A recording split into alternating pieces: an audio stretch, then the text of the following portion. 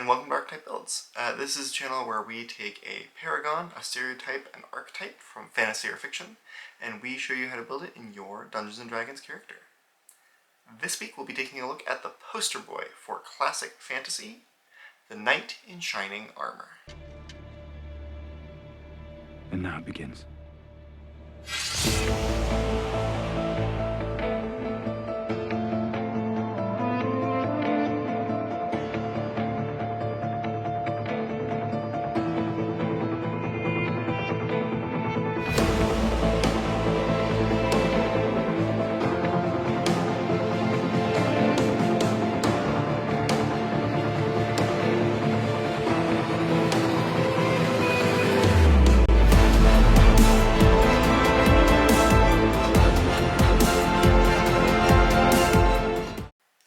So for this character, we're definitely going to be wanting to build up on our heavy armor. We want to be very difficult to hit, and we want to be kind of dealing out damage with a sword and shield. This character might ride on horses, but probably won't need to be effective in combat. It's very likely, if you're choosing this character, you intend to be on the front lines, trying to draw the enemy's fire, and so you want to be good at taking hits, you want to be good at preventing those hits from going to your allies. I think also, as a part of this character, to go above and beyond, the Knight in Shining Armor is a virtuous character, someone who is morally pure, looking to go out into the countryside and right wrongs and save people. And for that reason, I'm going to steer the character a little bit more in the direction of having a certain amount of charismatic energy that energizes allies and can kind of create positive effects on the battlefield.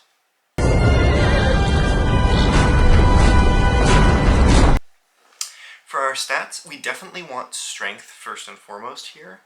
Firstly, heavy armor requires some amount of strength to wear, and then our attacks are going to be strength-based as well. So this is going to be a very helpful offensive stat.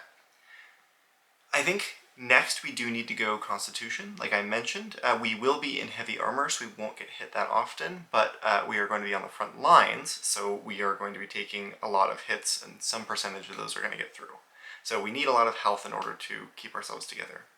And then third, we do need a positive Constitution modifier, probably looking at least a 14. So that means you're going to have some very flat stats. Generally speaking, I'm going to recommend you take a 15 in Strength and a 14 in Constitution and Charisma, dumping Intelligence and Wisdom. So for the race of this character, I had considered Aasimar, which are sort of like celestial, part angel creatures. Dragonborn have really good stat boosts for this particular build. And then there's actually the Triton race, which seems like well crafted to those three stats. So definitely something I would consider. I think there's a good chance your campaign probably doesn't involve a lot of water stuff, but if it does, Triton, go Triton for sure.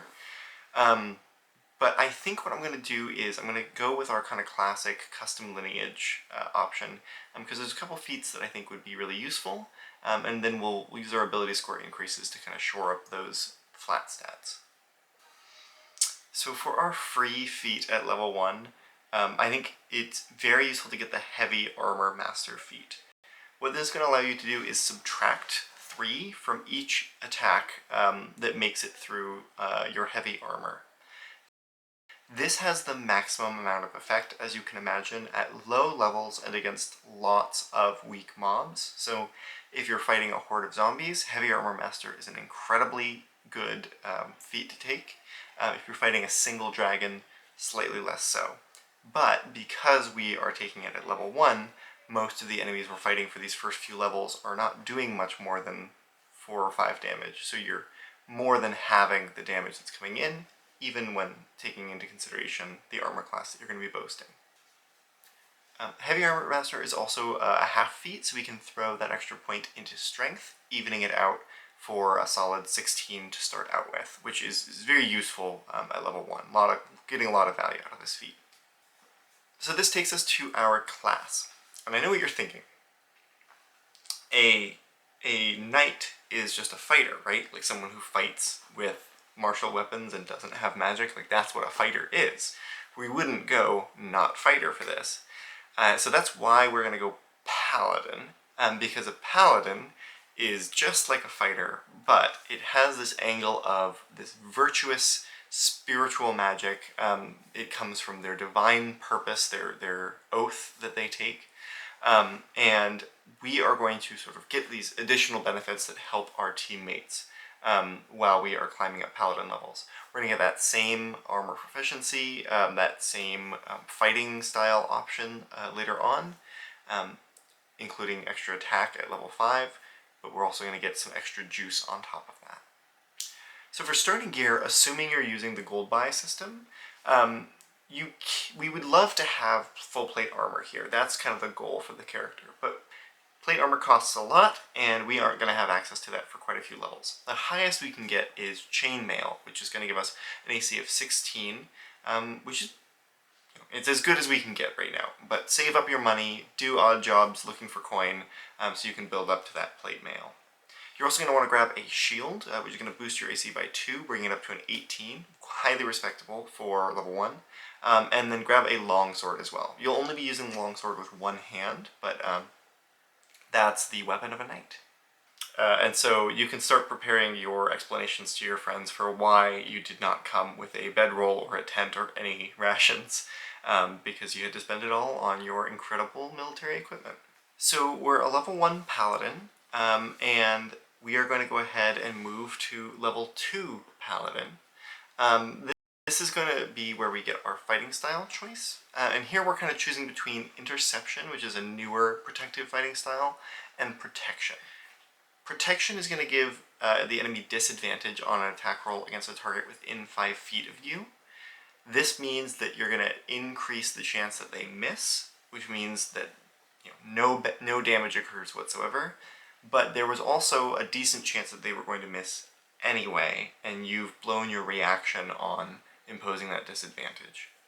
Interception reduces the damage that your friend takes by a d10 plus your proficiency bonus.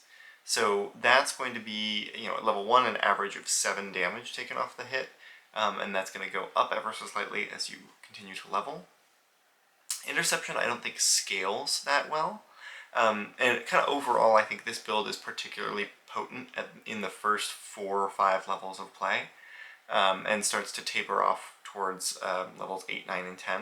So if you're playing a low-level campaign, I think Interception's fantastic. But I'm going to go Protection here on the character sheet, just because I think it's more in line with the spirit of the character that their goal is to get that attack away from their friend, rather than kind of slowing it down or reducing it. We're also going to get spell casting at this level, and of course we have the ability to smite coming in. Smiting is going to do additional radiant damage on a hit if you decide to use it.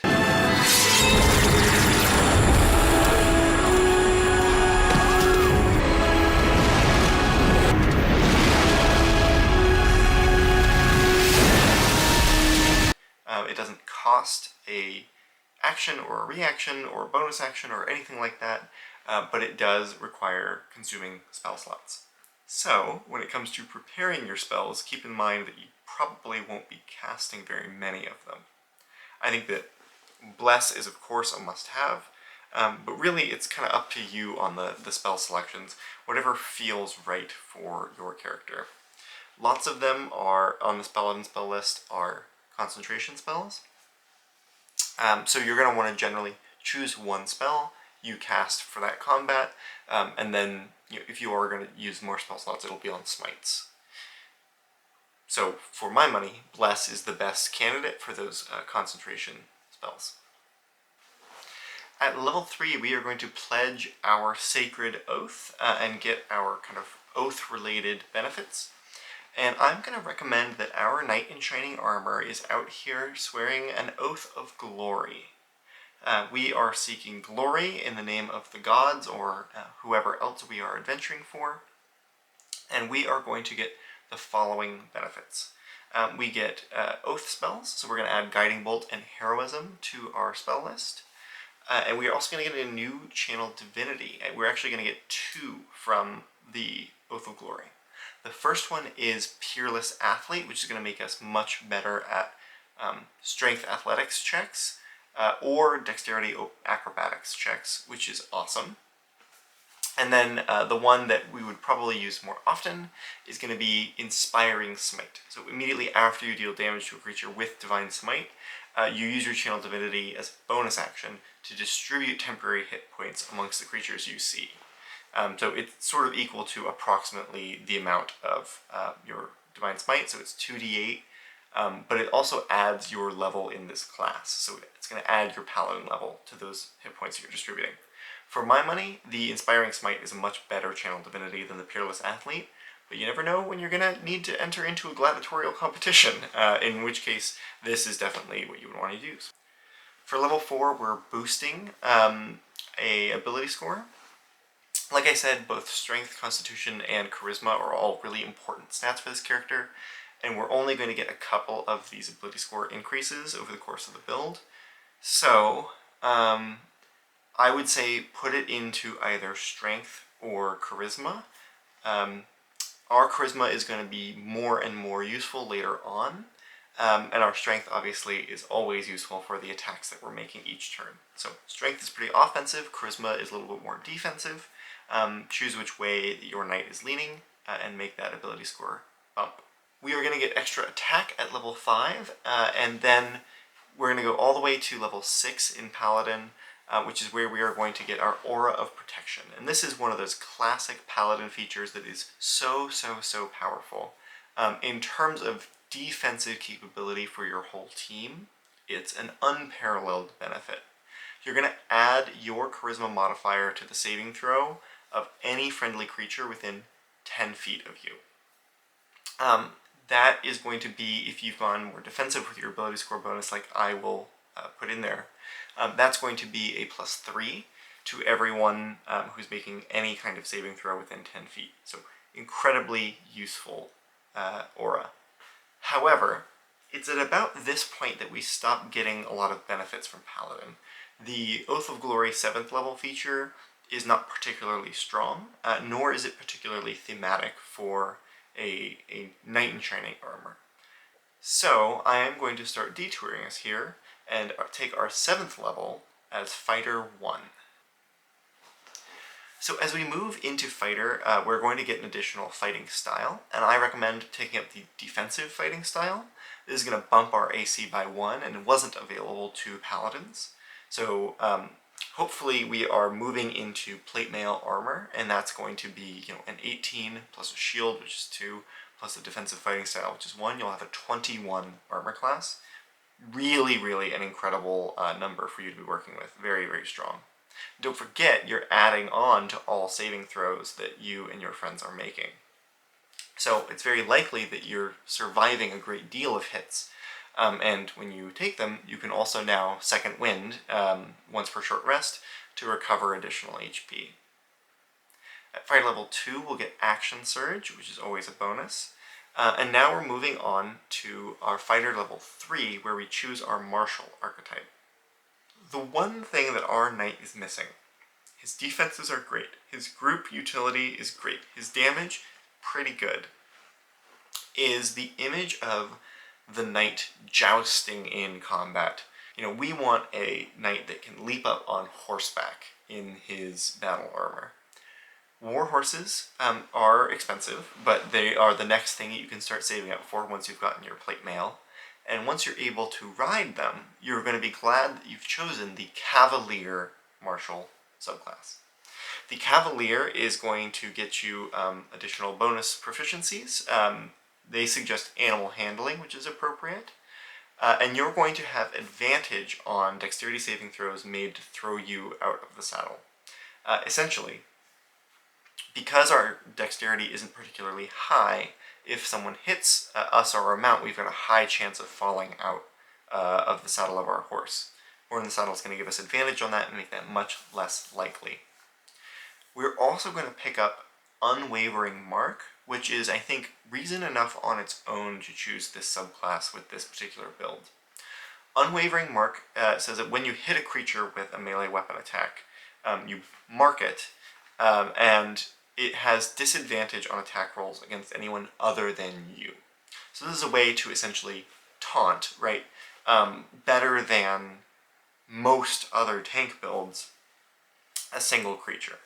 This is up there with the Ancestral Spirit Barbarian and the Armor Artificer as one of the only builds classes in the game that get a taunt mechanic that is like specifically taunt. So this is our kind of, we're at level 9, but this is essentially our capstone telling us that we are now an excellent tank, capable of defending our friends with the protection fighting style, and with this unwavering mark to draw a boss monster's ire.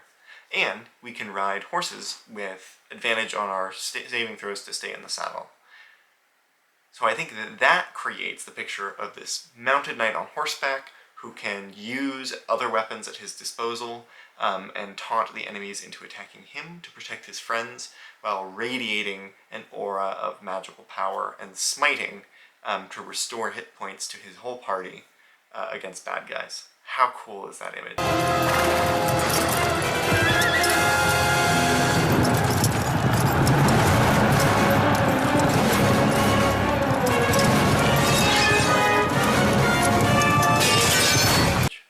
We're going to round out the build with a level 4 ability score increase in Fighter. Throw that to what you need to throw it on. I think Strength probably makes sense here to start shoring up that damage. And your Shining Knight is complete. We now have a high armor class, we have an affinity for horses, we have this powerful leadership presence on the battlefield, and a taunt that is one of the best in the game. Enjoy!